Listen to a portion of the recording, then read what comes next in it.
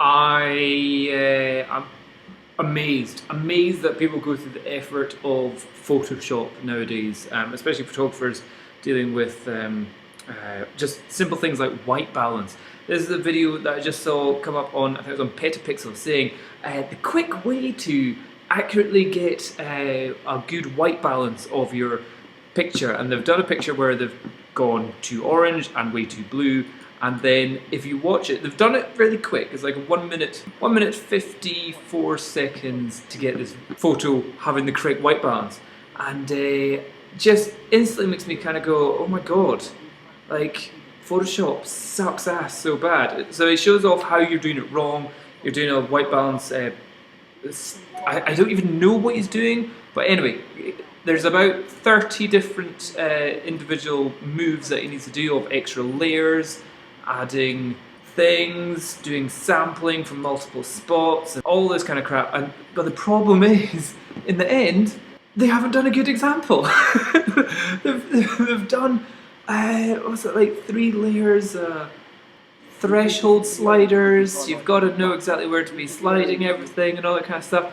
And but the fact is at the end, that doesn't look like good white balance. Or if it is white balance, unfortunately, it's now a purple room. Now, what we'd always say for everyone that's watching this, be wary of whenever you are editing after editing after editing, you can get colour. It's not colour blindness, but you become kind of immune to certain saturation sometimes. And that's why sometimes if you're editing a wedding, the photos start off good, and then after you've done like 100 edited photos, you kind of go, whoa. And then you walk away and you come back and you go, the last 50 of just like saturation to the max, and they're all kind of ultra blue or something like that. So you can kind of lose your concept of what is an accurate colour if you're just staring at something for really long. But their video, which they've done, which has had 12,000 views, is it's purple. It's actually purple. Yeah, and it's like, yeah, loads of curves and sampling and all this kind of stuff, but yeah, it's purple. Okay, so here's my quick tip of how to actually do a white balance in Adobe Lightroom. So here's a simple room. Oh, look, the white balance, it's totally wrong. It's blue. Here's another one. Oh, the white balance is totally wrong. It's orange. So here's the quick way. We get the white balance selector tool, and we go over something which is kind of white.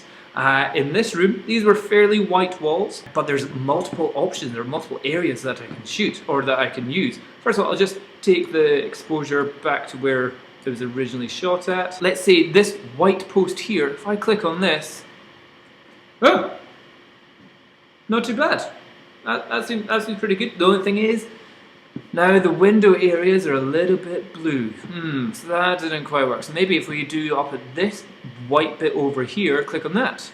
That also seems okay. Now the kind of shaded areas seem a little bit orange. That's the problem. You've got multiple different colours of light coming into this one room. You've got a fairly blue light coming from outside in comparison to the orangey lights of the indoor lights. So the indoor lights are usually at a Kelvin over a colour temperature of around about 3,000, 4,000 Kelvin. Meanwhile, sunshine, or this was just a cloudy day, that's at a Kelvin of around about 5,000. So if we look at over here at the little Kelvin button, if we go for like near the window, we're saying 5,250. If we do the little spotter near, let's say we go all the way back to this back wall here, which is purely lit by internal lights, we're getting a 3,000 Kelvin. So how about we just go somewhere in the middle, around about 4,000. And with that, let's also just desaturate some of the blues from the outside, because it's not really showing us anything that we really need. And I would say, boom. There you go.